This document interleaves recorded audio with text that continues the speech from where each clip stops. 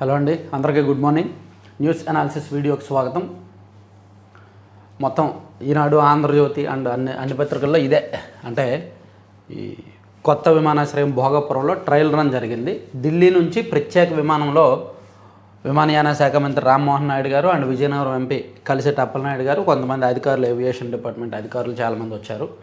So అందుకని అలా భోగాపురం అని ఈనాడులో బ్యానర్ వార్త వేశారు. విమానాశ్రయంలో విమాన ల్యాండింగ్ విజయవంతం, ప్రపంచ అగ్రశ్రేణి నగరంగా మారుతోంది, త్వరలో ప్రధాని చేతుల మీదుగా ప్రారంభం, కేంద్ర మంత్రి రామ్మోహన్ నాయుడు. అంటే దీన్ని జూన్ నెలలో ప్రారంభించడానికి సన్నాహాలు చేస్తున్నారు.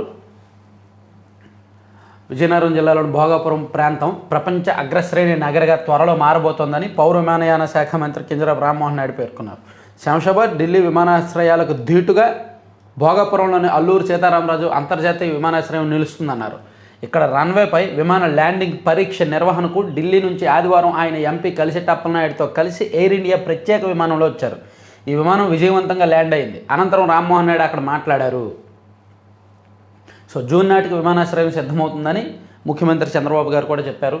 సో ఈ విమానాశ్రయం క్రెడిట్ విషయంలో ఎవరూ కూడా రెండు పార్టీల మధ్య వాదోపవాదాలు జరుగుతున్నాయి. ఈ విమానాశ్రయం క్రెడిట్ విషయంలో మేము కట్టామని దీని మీద క్లియర్ కట్ అనాలిసిస్ నిన్న మన ఛానల్లో చేసామండి. భోగాపురం క్రెడిట్ ఎవరిది 66,000 వ్యూస్ వచ్చాయి. భోగాపురం క్రెడిట్ ఎవరిది 11 నిమిషాల వీడియో క్లియర్గా అసలు 2019కి ముందు ఏం జరిగింది, 2019 నుంచి 24 మధ్యలో ఏం జరిగింది, 24 తర్వాత ఏం జరిగింది అనేది క్లియర్గా చెప్పాం. ఇక్కడ వైసీపీ వాళ్ళు చేసిన తప్పు ఏంటంటే, జగన్మోహన్ రెడ్డి గారు 2019 ఎన్నికలకు ముందు ఆ విమానాశ్రయం అవసరం లేదు, విశాఖపట్నంలో ఎయిర్పోర్ట్ ఉంది కదా, ఇక్కడ మళ్ళీ ఎందుకు, మేము అధికారంలోకి వచ్చాక భూసేకరణ ఉండదు, విమానాశ్రయం ఉండదు అని అన్నీ చెప్పారు. కానీ ఆయన అధికారంలోకి వచ్చాక విమానాశ్రయానికి సంబంధించి ఏర్పాట్లు చేశారు, భూసేకరణ పూర్తి చేశారు. ఆయనే రైతుల చేత వైసీపీ వాళ్ళే రైతుల చేత కేసులు వేయించి దాన్ని అడ్డుకొని అధికారంలోకి వచ్చాక ఆ కేసులను వాపసు తీసుకొని నిర్మాణం ప్రారంభించారు. దాదాపుగా 30% వర్క్స్ పూర్తి చేశారు 2024లో దిగిపోయే సమయానికి. ఆ తర్వాత 24 తర్వాత మిగిలిన వర్క్స్ అన్నీ కూడా కూటమి ప్రభుత్వం కంప్లీట్ చేసింది. అదంతా మనం డీటెయిల్డ్గా దీనిలో చెప్పాం, చూడొచ్చు. సో ఇదే అంశాన్ని సాక్షిలో కూడా ఎగురొచ్చిన ఎయిర్ బస్, భోగాపురం ఎయిర్పోర్ట్లో క్షేమంగా దిగిన విమానం, తొలి ఫ్లైట్ ల్యాండింగ్తో పులకించిన ఉత్తరాంధ్ర.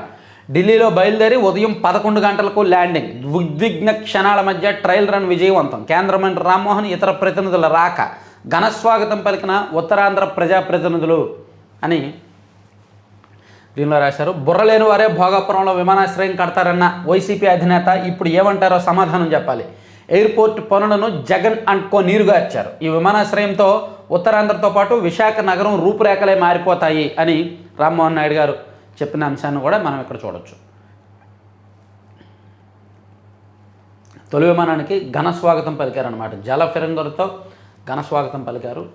సో ఆల్మోస్ట్ అన్ని పత్రికల్లో అదే వేశారు, ఒక సాక్షిలో తప్ప. సాక్షిలో ఆ క్రెడిట్ వాళ్ళకే వచ్చినట్టు రాశారు. ఇదిగోండి, విజన్ వైజాగ్లో కీలక అడుగు, భోగాపురం ఇంటర్నేషనల్ ఎయిర్పోర్ట్లో తొలి విమానం ల్యాండింగ్, వైఎస్ఆర్సీపీ అధ్యక్షుడు మాజీ సీఎం వైఎస్ జగన్ హర్షం, ఏపీ అభివృద్ధి మార్గంలో ఒక మైలురాయి, మా పాలనలో వేగవంతమైన అనుమతులు, గణనీయమైన భాగం అప్పుడే పూర్తి, పునరావాసం, భూసేకరణ కోసం సుమారుగా 960 కోట్ల ఖర్చు, ఆ కృషే ఇవాళ కీలక మైలురాయిని చేరేందుకు ముఖ్య కారణం. Jagan vision that is Bhogapuram, నిర్దేశించిన లక్ష్యంలోగా 2026లో అందుబాటులోకి వస్తున్న ఎయిర్పోర్ట్. 2019 ఎన్నికలకు ముందు అనుమతులు లేకుండా చంద్రబాబు శంకుస్థాపన, భూసేకరణ చేయకుండా చేతులెత్తేసిన చంద్రబాబు సర్కారు, చేయకుండా అడ్డుకున్నది, కోర్టులో పిటిషన్లు వేసింది వైసీపీ వాళ్ళ. అప్పుడు సరే దాన్ని వాళ్ళు అలా ప్రొజెక్ట్ చేసుకొని అలా రాసుకున్నారనమాట. సరే ఈ సంగతి పక్కన పెడితే, గుంటూరులో జరుగుతున్న ప్రపంచ తెలుగు మహాసభలు ఘనంగా జరుగుతున్నాయి. భాషతోనే బంధం బలోపేతం, మాతృభాషను కాపాడుకోవడం అందరి విధి. 50 దేశాల్లో తెలుగు మాట్లాడుతుండటం గొప్పతనానికి నిదర్శనం. ఇంగ్లీష్ అధిక వినియోగంతో తెలుగు లాంటి ప్రాచీన భాషలపై ప్రతికూల ప్రభావం. 3వ ప్రపంచ తెలుగు మహాసభల్లో మారిషస్ అధ్యక్షుడు ధరంబీర్ గోకుల్, భాషా వారసత్వం సంస్కృతితోనే మన సంబంధాలు బలోపేతం అవుతాయి, ఇందులోనూ కీలక పాత్ర పోషించేది మాతృభాష, మన పూర్వీకుల నుంచి వచ్చిన మాతృభాషను కాపాడుకోవడాన్ని ప్రతి ఒక్కరూ విధిగా భావించాలి అని మారిషస్ అధ్యక్షుడు ధరంబీర్ గోకుల్ అన్నారు. గుంటూరులో జరుగుతున్న 3వ ప్రపంచ తెలుగు మహాసభల్లో ఆయన ఆదివారం సతీ సమేతంగా పాల్గొన్నారు. ఈ సందర్భంగా ఆయన రథంపై ఊరేగించి ఘనస్వాగతం పలికిన నిర్వాహకులు భారతమిత్ర బిరుదును ఇచ్చి సత్కరించారు. అనంతరం ధరంబీర్ గోకుల్ ప్రసంగించారు. ఈ ప్రపంచ తెలుగు మహాసభల్లో నాకు ప్రసంగించే అవకాశం కల్పించడం అదృష్టంగా భావిస్తున్నా. తెలుగు సంస్కృతి సాంప్రదాయాలతో ఉగాది పండుగను మారిషస్లో ఘనంగా జరుపుకుంటాం. ఉగాదిని జాతీయ సెలవు దినంగా ప్రకటించాం. నవంబర్ 1న ఆంధ్రప్రదేశ్ అవతరణ దినోత్సవాన్ని మారిషస్లో సాంస్కృతిక వేడుకగా జరుపుతారు. ఈ సందర్భంగా పొట్టి శ్రీరాములు విగ్రహానికి ఘన నివాళులు అర్పిస్తారు. ప్రపంచంలో అత్యంత ఎత్తైన 108 అడుగుల వెంకటేశ్వర స్వామి విగ్రహం మా దేశంలోనే హరిహర దేవస్థానంలో ఉంది అని ఆయన చెప్పారు. సో ఇక్కడ ముఖ్యులు పెద్దలు అందరూ కూడా పాల్గొన్నారు నిన్న. ఇంకా జెన్కో @6009 మెగావాట్లు రికార్డు స్థాయిలో విద్యుత్ ఉత్పత్తి, స్థాపిత సామర్థ్యంలో సగటున 88.79%.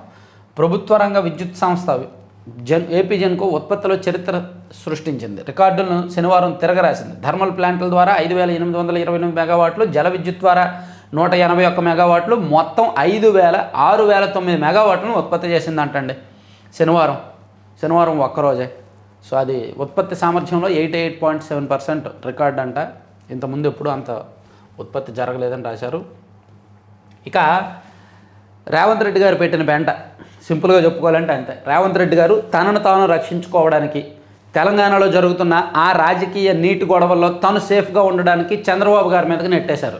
చంద్రబాబు గారితో నేను మాట్లాడి రాయలసీమ ఎత్తిపోతలు ఆపించాను అని. నిజానికి అసలు రాయలసీమ ఎత్తిపోతల పనులే జరగట్లా. జరుగుతున్న పనులు అయితే ఆయన మాట్లాడి ఆపడానికి. అసలు 2024 ముందు ఏమైనా పనులు జరిగాయా? జగన్మోహన్ రెడ్డి గారు అధికారంలో ఉన్నప్పుడు ఏమైనా పనులు జరిగాయా? జరగలా. దానికి 2020 నుంచి పనులు జరగట్లా. కానీ రేవంత్ రెడ్డి గారు ఏదో తను సేఫ్గా ఉండడానికి ఇంకా పనులు జరగవు నేను ఆపించానని చెప్పడంతో ఇప్పుడు వైసీపీ వాళ్ళు విపరీతంగా రెచ్చిపోతున్నారు.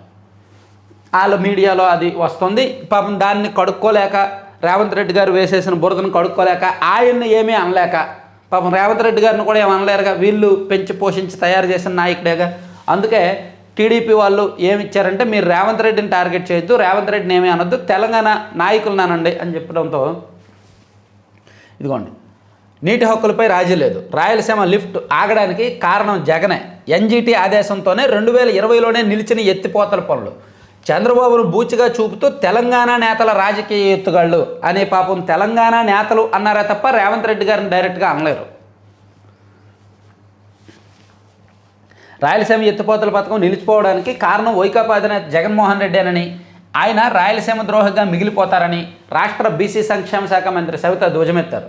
చంద్రబాబును బూచిగా చూపి రాజకీయ ఉనికి చాటుకోవడం తెలంగాణలోని అధికార విపక్షాలకు అలవాటుగా మారిందని ఆగ్రహం వ్యక్తం చేశారు.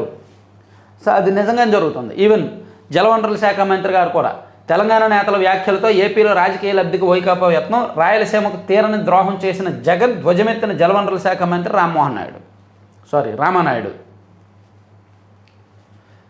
ఇది ఈ వైసీపీ వాళ్ళు ఈరోజు కూడా అదే బ్యానర్ వార్త. ఇదిగోండి, చీకటి ఒప్పందంతో బాబు ద్రోహం, సీమకు సైంధవుడు.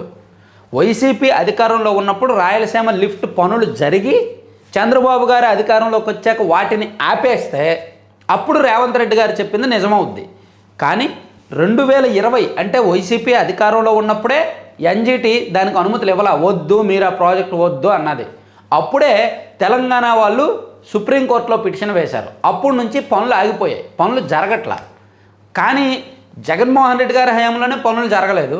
నిన్న రేవంత్ రెడ్డి గారు ఏదో తనను తాను కాపాడుకోవడానికి అలా అన్నారు. దాన్ని వీళ్ళు పట్టుకొని ఇదిగో ఇంకా చంద్రబాబు గారి మీద తోసేసి ఇష్టం వచ్చినట్టు రాస్తున్నారు. సీమకు సైంధవుడు. వీళ్ళు చంద్రబాబు గారి మీద, లోకేష్ గారి మీద హెడ్డింగ్లు పెట్టాలంటే పెడతారు. సైంధవుడని, కీచకుడని, నారాసురుడని ఇష్టం వచ్చినట్టు పెడతారు. రాయలసీమ ఎత్తిపోతల పథకం పనులు నిలిపివేయడంపై మండిపడుతున్న రాష్ట్రం, సీఎం చంద్రబాబు చేసిన అన్యాయంపై ఘోషిస్తున్న సీమ రైతాంగం. పూర్ణి అసలు జగన్ హయాంలో జరిగాయారా?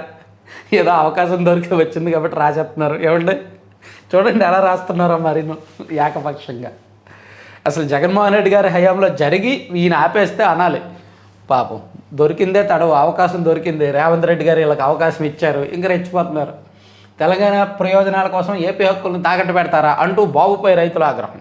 అధికారంలోకి రాగానే ఏపీ హక్కులను పరిరక్షిస్తూ సీమ ఎత్తిపోతలను చేపట్టిన నాటి సీఎం జగన్కు మంచి పేరు వస్తుందని అసూయతో సీమ ఎత్తిపోతలపై చంద్రబాబు ఆక్రోశం.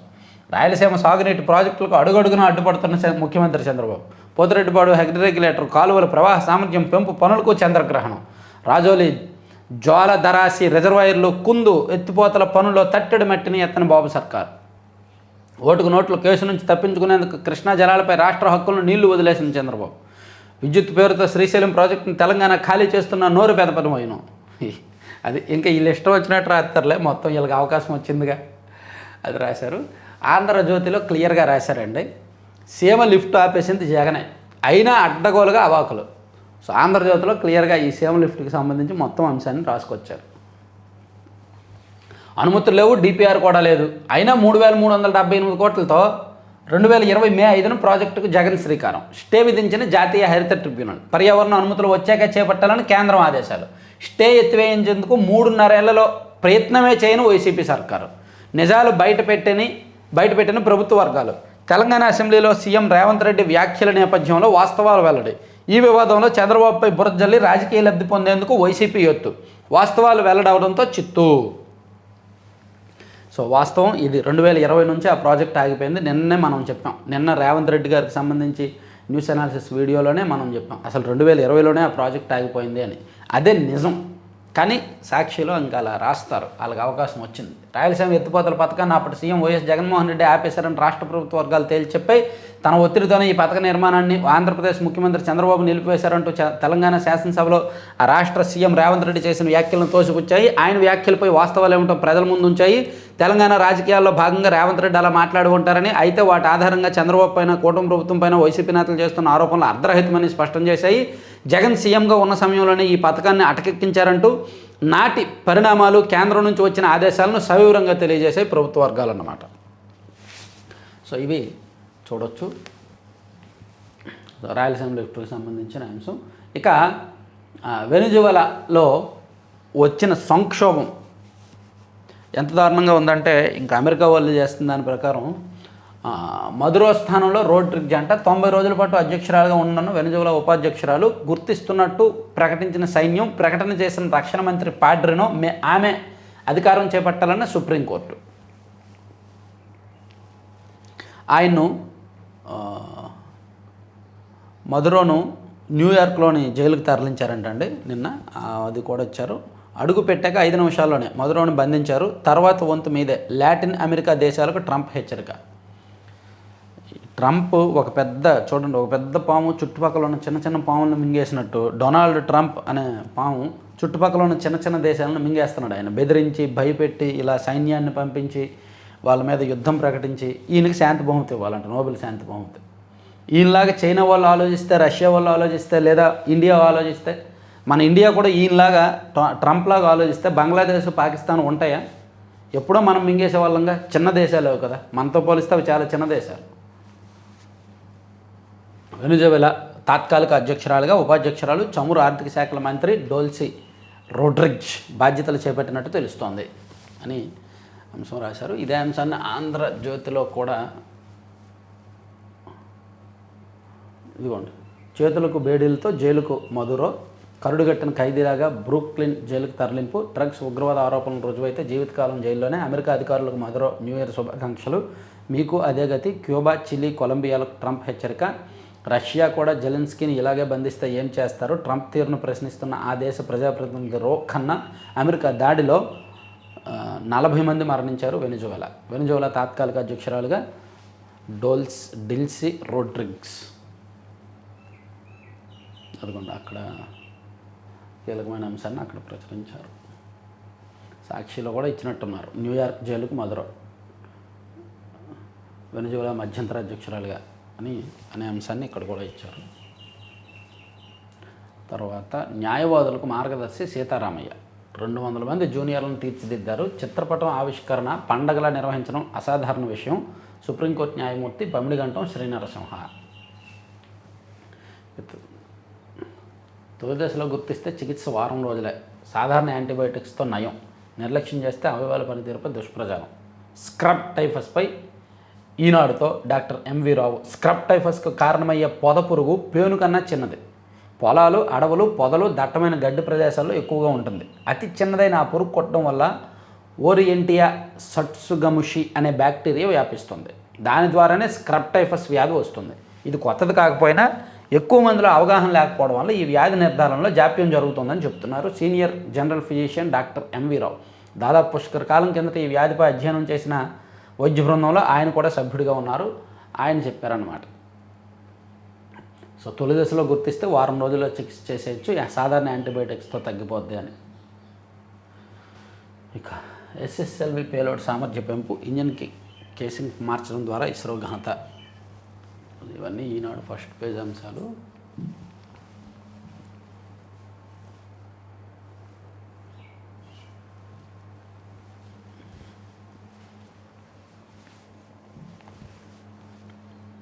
భాషతోనే సంస్కృతి జాతి పరిరక్షణ, తెలుగు మెరవాలి తరతరం మురవాలి.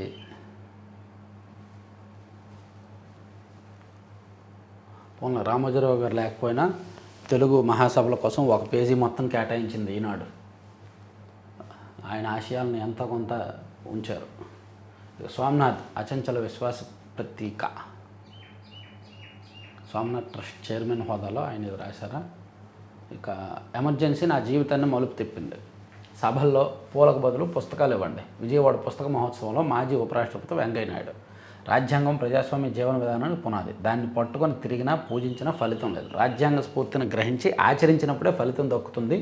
హక్కులతో పాటు బాధ్యతలు తెలుసుకొని సక్రమంగా నిర్వహించాలి. ఎవరి పని వారు సవ్యంగా చేయడమే నిజమైన దేశభక్తి అని మాజీ ఉపరాష్ట్రపతి వెంకయ్య నాయుడు పేర్కొన్నారు. డబ్బులు రిఫండ్ చేయండి, పరిహారం చెల్లించండి. గచ్చిబౌలి ఏఐజీ ఆసుపత్రిని ఆదేశించిన జిల్లా వినియోగదారుల కమిషన్. తొలి దశలో గుర్తిస్తే చికిత్స వారం రోజులు. భోగాపురంపై నిస్సిగ్గుగా జగన్ అబద్ధాలు, ఎంపీ కలిసెట్టి అప్పలనాయుడు ధ్వజం. ప్రజలకు జగన్ క్షమాపణ చెప్పాలి మంత్రి కొండపల్లి. తెలంగాణ నేతలతో వ్యాఖ్యలతో ఏపీలో రాజకీయాల అద్దెకి యత్నం. గన్నవరం విమానాశ్రయానికి నిరంతరాయంగా విద్యుత్తు, నేడు కొత్త సబ్స్టేషన్ ప్రారంభించనున్న మంత్రి గొట్టిపాటి. భారీగా విస్తరించిన సూర్య నెట్వర్క్, అద్దె ఖాతాల కేసుల్లో మిగిలిన వారి కోసం గాలింపు. సో బ్యాంకు ఖాతాలను తెరిపించి ఆ వివరాలను ఫిలిప్పీన్స్కు పంపించిన ఒక సైబర్ ముఠాలో కీలక సభ్యుడిగా ఉన్న సూర్య 20,000 కమిషన్ ఇచ్చి ఒక్కొక్క బ్యాంక్ ఖాతాకు 20,000 కమిషన్ ఇచ్చి చాలా ఖాతాలు మెయింటైన్ చేస్తున్నాడంట. ఆయనకు భారీగా నెట్వర్క్ కూడా ఉందంట. ఆయన వాడుతున్న కారు ఎమ్మెల్యే గొట్టిపాటి రవికుమార్ గారి స్టిక్కర్ ఉండటంతో దాని మీద కూడా విచారించాలని పోలీసులు నిన్న దృష్టి పెట్టారు. ఇక విజయవాడనే సృష్టించిన సిద్ధార్థ. సో విజయవాడలోని సిద్ధార్థ విద్యా సంస్థలకు సంబంధించి రాశారు. విజయవాడ కేంద్రంగా వెలిసి 50 ఏళ్లలో లక్షల మందిని తీర్చిదిద్దిన సంస్థ. విద్యా చైతన్యం తీసుకురావడమే లక్ష్యంగా ఏర్పాటు స్వర్ణోత్సవాల్లో సిద్ధార్థ అకాడమీ.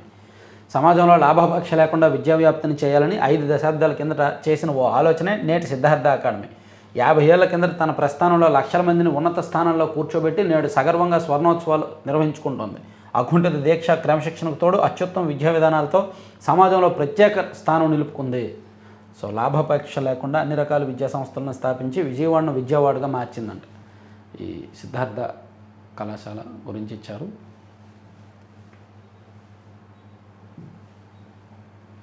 న్యాయవాదులకు మార్గదర్శి సీతారామయ్య. ఇక తిరుమలలో కోలాహలంగా ప్రణయ కలహోత్సవం. శ్రీవారి దర్శనాలకు కొనసాగుతున్న రద్దీ. ఒక్కరోజే 5 కోట్ల హుండీ కానుకలు. వైకుంఠ ఏకాదశి ఇంకో 4 రోజులు ఉండటంతో ఇంకా దర్శనాలు కొనసాగుతున్నాయి. ఇక సిరులిచ్చే మన పంట ఒట్టి వేరు. విదేశీయులు గుర్తించి అధిక లాభాలు ఆర్జిస్తున్నారు.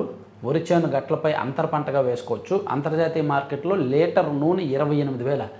లీటర్ నూనె 28,000. ఒట్టి వేళ్ళు అనగానే చల్లటి గాలి వస్తుందని కిటికీలకు ఉపయోగించే తెరలుగా వాడతారని అనుకుంటారు. కానీ వాటి ప్రయోజనాలు, సాగుతో వచ్చే లాభాలు చాలానే ఉంటాయి. అతి తక్కువ పెట్టుబడితో సిరులు కురిపించే పంటే ఒట్టివేరు అని ఎకో గ్రీన్ యూనిట్ అధినేత ప్రముఖ శాస్త్రవేత్త ఎస్కే బాబు పేర్కొన్నారు.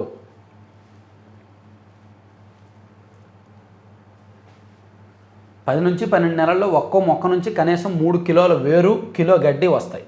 కిలో వేళ్ల ధర 250 ఉంటుంది. దీని నుంచి తీసే నూనె లీటర్ ధర అంతర్జాతీయ మార్కెట్లో 28,000. అనేక దేశాల్లో దీనికి జన్యుపరమైన మార్పులు జరిగాయి. ప్రస్తుతం హైతీ రకానికి చెందిన ఒట్టివేళ్లకు బాగా డిమాండ్ ఉంది. దీని గడ్డిని పొడిగా చేసి ఆహారంగా తినొచ్చు అని కూడా ఆయన చెప్పారు. ఒట్టివేళ్లతో సబ్బు, సిరపు, ఆయుర్వేద పళ్ళు కూడా ఉన్నాయంటండి. బాగుంది ఇదేదో. పొలాల పక్కనే పెరుగుద్ది కదా, పిచ్చిదాన్ని వదిలేస్తారేమో చాలామంది. సరే, ఇవన్నీ ఈనాడులో వచ్చాయి. సాక్షిలో చూస్తే సాక్షిలో ఈ బ్యానర్ అయితే ఇదే ఇచ్చారండి. ఆ ఏడుపుగొట్టు వార్త ఒకటి ఇచ్చారు, మధుర ఒకటి ఇచ్చారు. తర్వాత ఏమో కింద వైజాగ్లో కీలకడు కానీ ఇవే ఇచ్చారు. సో ఆల్మోస్ట్ సాక్షిలో ఉన్నాయి కూడా మనము చెప్పాము. కింద ఒకటి ఇచ్చారు, గంజాయి కూటమి అని సో కూటమి ప్రభుత్వం అధికారంలోకి వచ్చాక రాష్ట్రంలో అధికార పార్టీల పెద్దలే డాన్లు.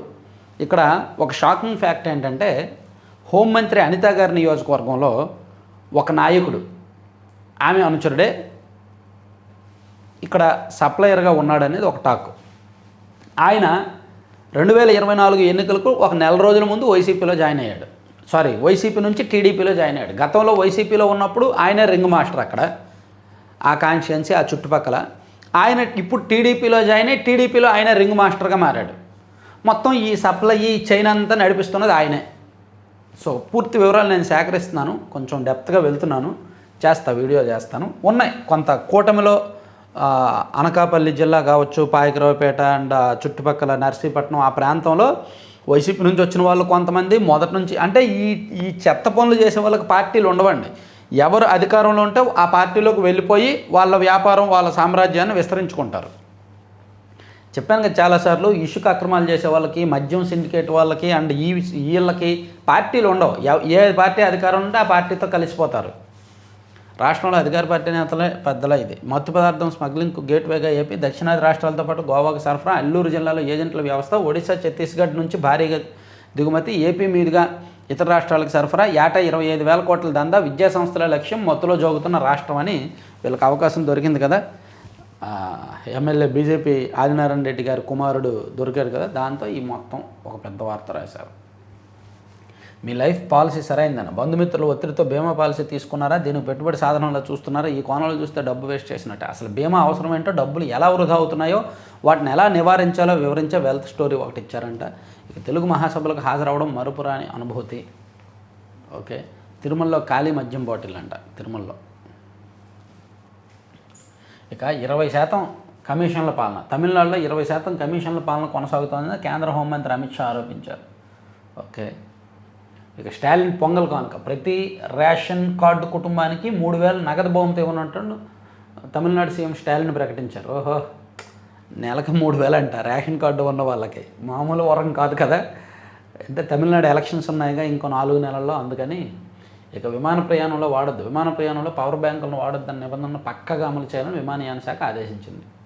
అద్దె చెల్లించేద్దాం, తరచూ ప్రాంతాలు మారే ఉద్యోగుల కోసం ఫర్నిచర్ మొదలు ఎలక్ట్రానిక్ దాకా అద్దెకు లభిస్తుండడంతో స్టోరీ. ఇక భారత్ 2020 ప్రపంచ కప్ జరగనున్న నేపథ్యంలో భారత్లో మేము మ్యాచ్లు ఆడము, మావి వేరే దేశాలలో వేదికలు ఖరారు చేయండి అని చెప్పి బంగ్లాదేశ్ క్రికెట్ బోర్డు బీసీసీఐని అభ్యర్థించింది.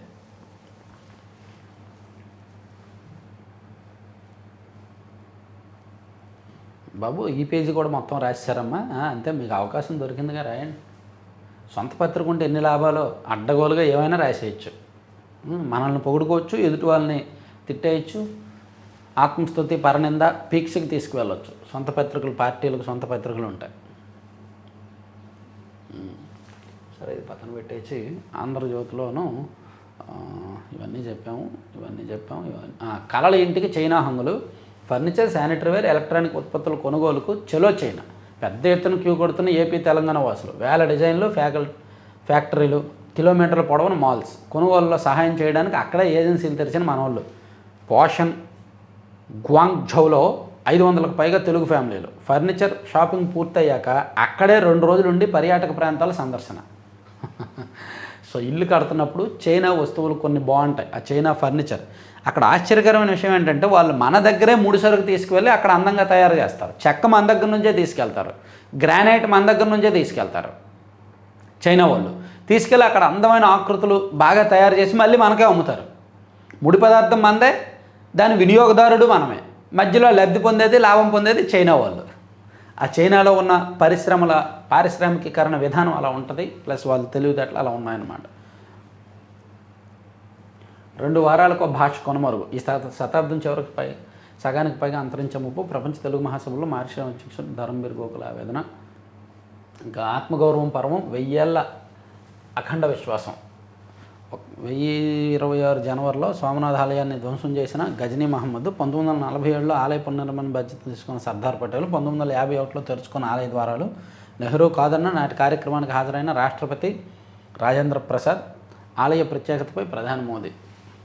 ఓకే, అవయవదాత కుటుంబానికి 1,00,000 ఆర్థిక సాయం, ఒక్కొక్కరికి తాత్కాలిక ప్రభుత్వ ఉద్యోగం కూడా. సీఎంకు ఆరోగ్య మంత్రి ప్రతిపాదన. మార్చి 3న చంద్రగ్రహణం, మూతపడనున్న తిరుమల ఆలయ ద్వారాలు. గ్రోక్ దుశ్శాసన పర్వం, మహిళలు చిన్నారుల చిత్రాలను అసభ్యకరంగా మారుస్తున్న గ్రోక్ 2లు. ఎక్స్లో బికినీ ట్రెండ్పై ఆందోళన. ఇది చాలా చెత్త కల్చర్ అండి. గ్రోక్లో అసలు మహిళలు చిన్న పిల్లల ఫోటోలు పెట్టి అప్లోడ్ చేసి, ఒక 5 సంవత్సరాల పాప ఫోటో పెట్టి, ఈ పాప 18 ఏళ్ళు వచ్చాక ఎలా ఉంటుందో చూపించు గ్రోక్ అని అడిగితే చూపించేస్తుంది. ఈ ఫోటోని బికినీలో చూపించన్నా చూపించేస్తుంది. ఇంకెక్కడ ఉందండి ప్రైవసీ? ఇంకెక్కడ ఉందండి మహిళలకు భద్రత? మీరు ఎక్కడికో ఏదో హాస్పిటల్కి వెళ్తారు, లేదా ఏదో లాయర్ గారిని కలుస్తారు, ఆ ఫోటో తీస్తారు, ఆ ఫోటోని మీరు గ్రోక్లో అప్లోడ్ చేసి బికినీలో అడిగితే చూపించేస్తుంది బికినీలో గ్రోక్. ఇంకెక్కడ ప్రైవసీ ఎక్కడ ఉంది? మహిళలకు ప్రైవసీ ఎక్కడ ఉంటుంది? సో చాలా చెత్త టూల్ అనమాట అది. ఈ ఆర్టిఫిషియల్ ఇంటెలిజెన్స్ వచ్చిన తర్వాత ఇటువంటి వైపరీత్యాలు విపత్కరాలు జరుగుతాయి అనుకుంటూనే ఉన్నాం, అప్పుడే మొదలయ్యాయి. సో డెడ్లైన్ తర్వాత ఒక్క దళమైనా మిగలాలి. మావోయిస్టులు కొత్త వ్యూహం, తమను నిర్మూలించలేరని మార్చి 31 తర్వాత సవాల్ విసిరే ఎత్తుగడ. తిరుపతి నేతృత్వంలో దళాలు కదులుతున్నట్టు గుర్తింపు. కేంద్ర కమిటీలో 4 తెలంగాణ వారు లొంగుబాటుకు నో. డెడ్లైన్ ముగిసే వరకు ప్రాణాలు కాపాడుకోవడం పైన దృష్టి. మీరు మమ్మల్ని మార్చి 31లోగా అంతం చేస్తామన్నారు, మేము మార్చి 31 తర్వాత మేము ఉంటాం, మా ఉనికి ఉంటుంది అని మావోయిస్టులు కూడా కేంద్రానికి సవాల్ విసరబోతున్నారు. దేశంలో నక్సలైట్లను అంతం చేసేందుకు కేంద్ర ప్రభుత్వం నిర్దేశించుకున్న గడువు మార్చి 31. ఆ తర్వాత కూడా మనుగడ సాగించి తమను నిర్మూలించడం సాధ్యం కాదని పాలకులకు సవాల్ విసరాలని మావోయిస్టులు భావిస్తున్నట్టు తెలిసింది. అందుకోసం పార్టీ అగ్రనేతలు కొత్త వ్యూహాలు సిద్ధం చేస్తున్నట్టు ఇటీవలే లొంగిపోయిన కొందరు కీలక నేతల ద్వారా పోలీసులు తెలుసుకున్నట్టుగా సమాచారం. పెద్ద వార్తే. 1,00,000 మంది డ్రోన్ సైనికులతో భైరవ దళం. ఆధునిక యుద్ధ దళాన్ని సిద్ధం చేసిన సైన్యం 15న ఆర్మీ డే ప్యారేడ్లో ప్రత్యేక దళం కవాతు. వరి ఉత్పత్తిలో మనమే నెంబర్ 1. చైనా కన్నా ముందంజ. 15 కోట్ల టన్నుల దిగుబడి. మోదీ పాలనలో 3,236 కొత్త విత్తనాల ఆవిష్కరణ. కేంద్ర మంత్రి శివరాజ్ సింగ్ చౌహాన్. ఓకే, ఇవన్నీ పక్కన పెట్టి ఆంధ్రప్రభలో చూసుకుంటే, రాజకీయ లబ్ధికే కృష్ణా రచ్చ. రాయలసీమ లిఫ్ట్పై తెలంగాణలో కాంగ్రెస్ భరోసా నేతలు మాటల తోటాలు. విమానం ల్యాండింగ్ అంశాలు ఇచ్చారు. తర్వాత జైలుకు ముదురో. సీఎంఓలో ముద్దాడి మార్క్. ముఖ్య కార్యదర్శి రవిచంద్ర సేవల బేషంట్ వీళ్ళకి ఏదో అప్లికేషన్ ఉన్నట్టుంది ఆంధ్రప్రభ వాళ్ళకు, అందుకే ఆ వార్త రాశారు. అంత లేదు అక్కడ. విమర్శలు వస్తున్నాయి, బాగా వస్తున్నాయి. సీఎంఓలో ఉన్న ఐఏఎస్ అధికారుల మీద బాగా విమర్శలు వస్తున్నాయి, ఆరోపణలు వస్తున్నాయి. ఇక ప్రపంచమంతా తెలుగు వైభవం. రాయచోటి మినహా అంతటా ఆమోదం. సీమలో జిల్లాల పునర్విభజన ప్రభావం. సర్దుబాట్లతో సందడిగా వాతావరణం. రాయచోట్ల అసంతృప్తి, మిగతా చోట్ల సంతోషం. ఇక నల్లమల సాగర్పై నేడు సుప్రీంకోర్టులో విచారణ. ఢిల్లీలో తెలుగు రాష్ట్రాల వ్యూహ ప్రతివ్యూహాలు. సమర్థవాదనలు వినిపించేందుకు ఏపీ సర్వసన్నద్ధం. సరే, ఇది పక్కన పెడితే ఆంధ్రప్రభ ఈనాడులో నేషనల్ అంశాలు ఒకసారి చూద్దాం. జాతీయ అంశాలు ఏమి ఇచ్చారో.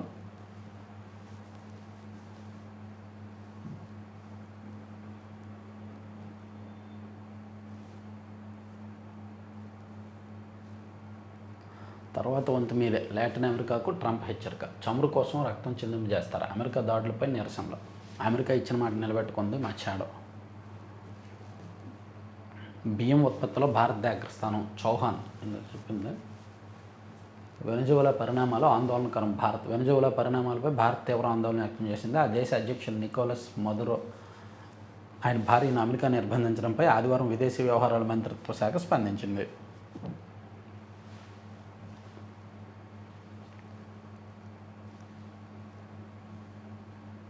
సాయిబాబా కుటుంబానికి అండగా ఉంటాం. సీఎం చంద్రబాబు కృష్ణా జలాల అంశంపై త్వరలో మాట్లాడతానని వెల్లడి.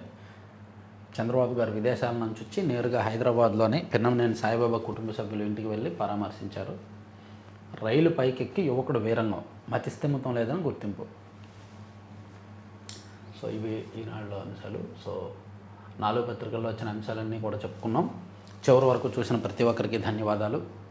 సో దయచేసి లైక్ చేయండి. మీ మిత్రులందరికీ కూడా వీడియో లింక్ షేర్ చేయండి. సబ్స్క్రైబ్ చేసుకోండి. కొత్త వాళ్ళకి వీడియో లింక్ పంపించి సబ్స్క్రైబ్ చేసుకోమని చెప్పండి. Thank you very much.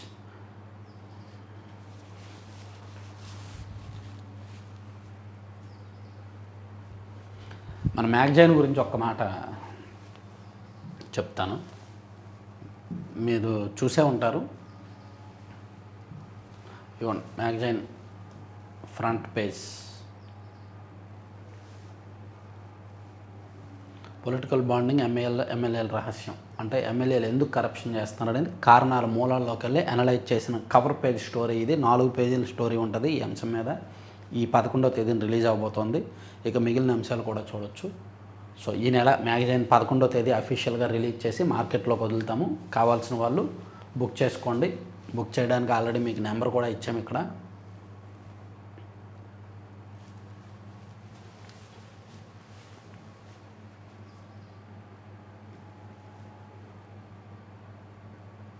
(9391335993) ఈ నెంబర్కి వాట్సాప్లో మెసేజ్ చేసి మీకు కావాల్సిన మ్యాగజైన్ బుక్ చేసుకోవచ్చు. Thank you.